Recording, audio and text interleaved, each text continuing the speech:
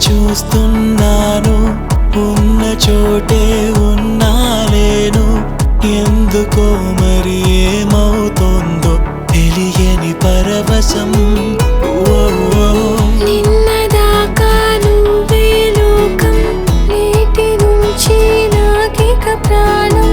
ఒకరికొకరని తెలిసిన సమయం యుగమికు ఒక క్షణం నీ చూపు తగిలి నా మనసు పరుగు తీసిందిలే నా